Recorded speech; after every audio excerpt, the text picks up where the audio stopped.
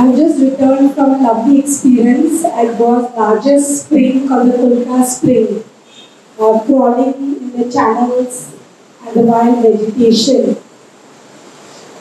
We cannot speak about Goa without talking about its connection to climate, and of course without talking about its pristine landscapes. I still walk these landscapes. These are the landscapes of my childhood, whether it is the Zuari Bay, where you get the mother of pearl shell which you see in gold windows, or it is the salt pans across Patong, Kurta and Nehru, or of course the fishermen bringing sea catch with a large net, or the Kazans in Goa. I so often sleep under the canopy of the mangrove trees and walk these with my students today. And no playtime would be complete without going to the fields of Santa Cruz and Tallulah. So when I became a young architect at 22, it was a natural progression to have these landscapes as a reference for my practice. And my practice was not anything great. I was just oversensitive to using natural materials. Even when using cement concrete and looking at the carbon emissions, I was conscious that I had to look at alternatives to build more sensitively. And I learned a lot from my team, which was masons, traditional artisans who knew how to build a well which needed a particular bark of a tree that made the base of that freshwater well. But when I saw my favorite hill being cut at the age of 22, 23, and then I saw some mud dumped into the field, I was very disturbed. And I talked to my mentor then, another architect in Goa called Rajesh Pandekar, who was mentored by Laurie Baker. And he said, we have to do something. And I think most architects don't know laws, especially environmental laws. And yes, as architects, our profession like engineers and contractors and project managers and designers is at the cost of the environment, right? So I rushed to the collector, gave a letter at the age of 22, 23, just beginning my career, while all around me, including my family members, said, you are getting into dangerous territory. And of course, much further down the line, when I had done enough work in my profession, I met other mentors who worked in the space of environment conservation, and forest conservation. And I came across this picture of a tiger killing. And I was disturbed about it, and I got an opportunity to write about it. And when I went to schools to talk about protection of tigers and how it is connected to climate and how it is connected to the water that we drink and our pristine forest, I was often mocked by school principals saying that if you've not seen a tiger, what gives you the authority or the privilege to talk about this very pristine or this keystone species? When I got to work at the city level as an architect and planner, I came across littering and pollution of the river, and in collaboration with a fellow journalist, we initiated a campaign called the Nirmalya campaign, which talked about putting these floral offerings into receptacles or mud containers and then safely composting it so that these wouldn't land in water bodies. Then of course came my work with decongestion in the city and a proposal to look at transportation in the city and looking at public transport. And of course, everything that I worked on, the reference was the city of my childhood where people were walking, riding, cycling. And we ideated the first NOMO zone, which is a non-motorized zone. which basically was to address decongesting the city for vehicular transport. It was such a fantastic experience because when people walking on the spiral street of the city, walking, cycling, playing, skating, doing hard work. And they faced a lot of challenges because there were people in the government, people in the local body who were mindful of the businesses that would be affected. And we went on for about nearly a year. And all that we did, of course, was monitoring and managing traffic so that the citizens could have a great time. Today, Nomozo finds its place in Goa, many places in Goa, where people are able to celebrate decongestion of their neighborhoods. Then came a call for open defecation all across the country. And as an architect, I felt troubled that there were many villages in Goa that also had people which didn't have access to safe toilet spaces.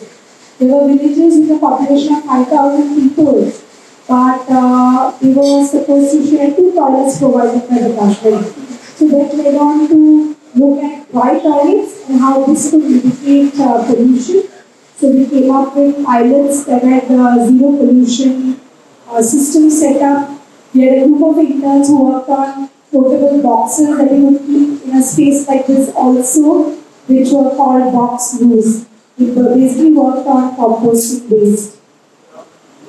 Further down the line, as an architect, I felt, okay, I'm doing enough, but I often took inspiration on the way animals behave in nature.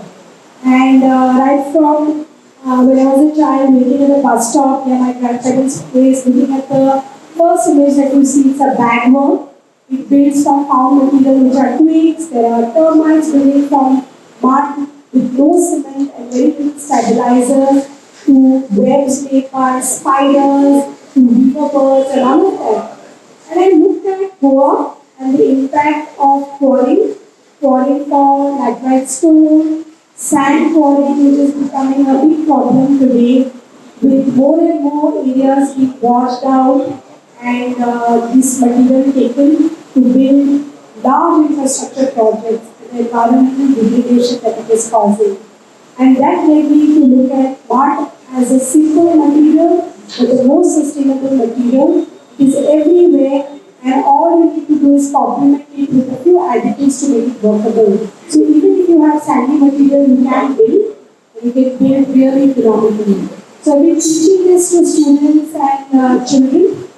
And of course, during the pandemic, there came a whole series of issues affecting Goa's environment with infrastructure projects. In my village of Tallulah, there was land filling for public building. So we rose up in arms and started something called the farmers' protest.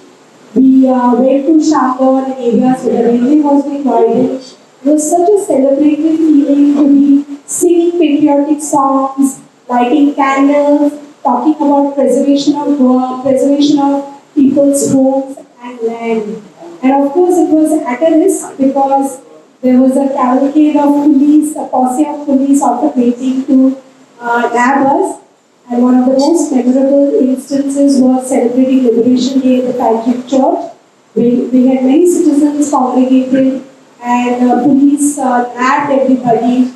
We talked about these police atrocities where people were pulled, youngsters were pulled, put in buses and taken to the police station, cases were filed. And if, in the backdrop, of course, there were huge amount of cutting of trees that we witnessed in Waller Forest. And most often for us as ordinary people, when we don't see it's out of mind, then it's out of sight. During the pandemic, I also got an opportunity to work with community children, and we started something called the community classroom. Again, it was not in isolation, but looking at different areas where there were problems, dying mangroves, where we did a community art project in a celebratory manner, bringing focus to dying landscapes, building gardens with waste material, with children from the area and children from the city as a collaboration. Banjul is a coastal city, and we all are going to be climate refugees. What can we do about it? Climate change is not something that is alien to us. And I think all across history we've seen how people and animals have adapted to the change, to the changing climate.